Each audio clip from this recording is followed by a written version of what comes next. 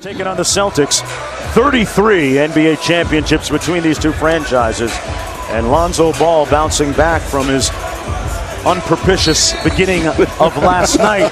Irvin Magic Johnson, I know you never run from the truth, man. We used to work together. Exactly. You don't run from the truth, but what do you make of last night versus what you've seen with him here so far tonight? I expected what happened last night. This crowd was here to see him play.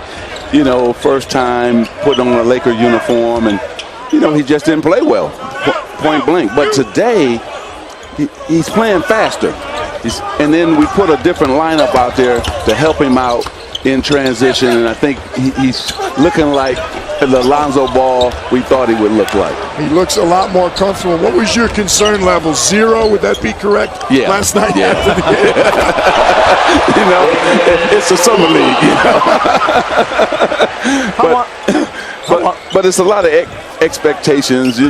Everybody wants him to be great, and we want him to be great, but it's going to take time. He's at the most difficult position in basketball, the point guard position. And now, Coach, as we see, there are so many great point guards in our league. So he's going to have his hand full every single night. Matchup in the Western Conference. That's right. Not just the West, the East also. Point guard, that position right now is just overloaded. It's so good. Yes, and we got about 4 of them that came out of the draft this year. Got even better. What have you had? What kind of communications have you had with him and your presence with him? How would you characterize that here early in the summer once he's put on the practice uniform and gotten in the gym and gone up and down a little bit? Great question. What I try to do now is just really sit down and talk basketball with him and just say, look, just take your time. There's a learning curve. Through the good times, through the bad times, I'm going to be with you. The Laker organization is going to be with you. So you don't have to worry. And you don't have to tear the league up right away because you're not. So just be patient. And then let it just flow and let it happen, because you got some other good young basketball players on our team, and you're going to set them up to be successful. That's really your job. Just run the show, make the good reads, make the good pass, and as we saw last night, Brandon Ingram going to be special. He's going to be special, and we're excited. He's okay? Yeah, he's okay. I said, look, when I saw him, when I saw his leg, I said, what happened? And then they said, well, he's okay. He's cramping. He can't play no more. They have you here. I mean, I know you're involved with the Dodgers. Looked like you were calling him safe right here, and I look over.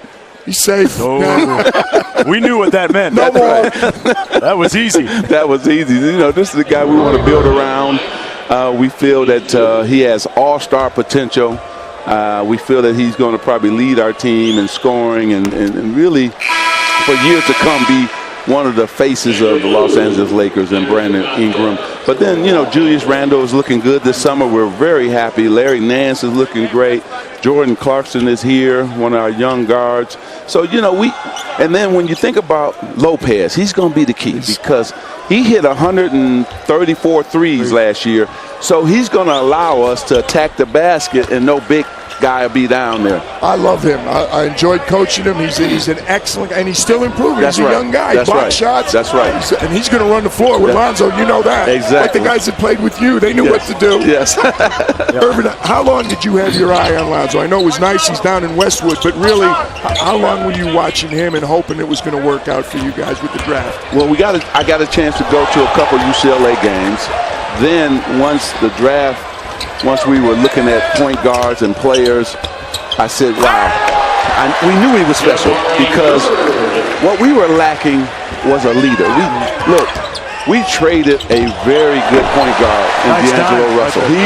He has a potential to be very special. But we needed a leader. We didn't need a scoring point guard. We needed somebody who can get everybody involved. And we looked at everybody. Now, he had to win us over. I wasn't sold on our first meeting. But the second meeting, when I went and talked to Lavar, saw the family dynamic, saw his workout, that's when he won me over, and I said, hey, this is the guy who we want. Because we wanted him all along. But he had to win us over. And again, it's about Lonzo, but a lot of us looking in from the outside and reading all the comments on Lavar saying, man, I don't know, do you want to take that on? Plus, he lives in your backyard. How about your thought process there when you got a chance to meet Lavar and went down and visited them in Chino Hills? Yeah, when I wanted to talk to Lavar man to man and say, look, you know. You actually got to talk? Just a little bit. But, you know, I saw a proud father, right? I saw a father who had, you know, been in all three of his sons' lives from day one, been coaching them, has done an excellent job of coaching them. And then I saw the dynamic, not only with a great pass, great feed right there to David, with him working with community kids.